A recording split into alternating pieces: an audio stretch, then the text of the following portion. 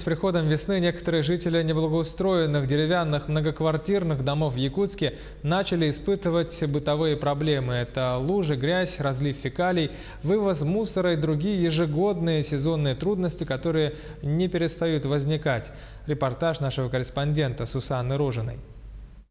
Весна только началась, а город уже тонет в грязи и в фекалиях. Как мы видим, управляющие компании не в полной мере справляются со своими прямыми обязанностями. На 17-м квартале в каждом дворе удручающая картина. Отсутствуют элементарные урны для сбора мусора и нет баков для сбора жидких отходов. И как мы видим, мусорная реформа в деревянном жилфонде реализуется явно не в полной мере.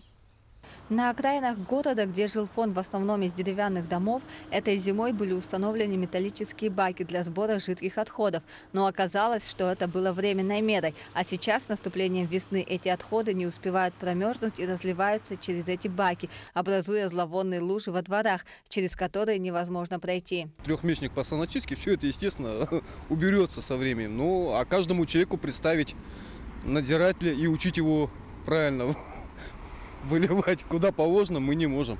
Но жильцам этих районов не так смешно, как представителям управляющей компании. Люди вынуждены выливать свои помои либо в эти временные железные баки, или прямо на землю, потому что до сих пор не отогреты и не оборудованы выгребные ямы. Из 44 выгребных ям на фонде уже отогрето 16 ям.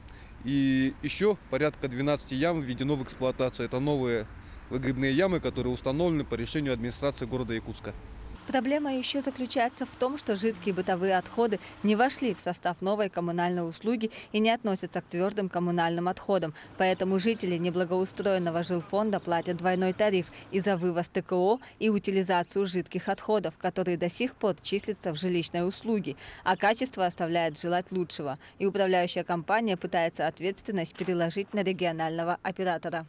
А так как все дома на непосредственном способе управления, у регионального оператора должен быть договор с собственниками, где прописаны все условия все-таки, кто ставит этот бак. Потому что, вот, допустим, неблагоустроенный жилой фонд, да, у нас, и у людей все равно статья есть твердые коммунальные отходы, все равно с них берут эти деньги. Тоже почему так получается? Поэтому у нас нет такого, чтобы была просто куча мусора. Конечно, там бывает, что техника приходит, может сломать этот короб, но это оперативно решается установкой нового, и все.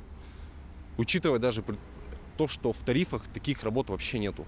Но сейчас работа ведется, вот вы сейчас поехали, может, какие-то точки там, да, нашли, но потоки работы у нас каждый день. Прямая обязанность управляющей компании убирать придомовую территорию и не доводить ситуацию до такой зловонной обстановки, тем более, что люди платят и за работу дворника. Сусанна Рожина, Григорий Охлопков, Якутск.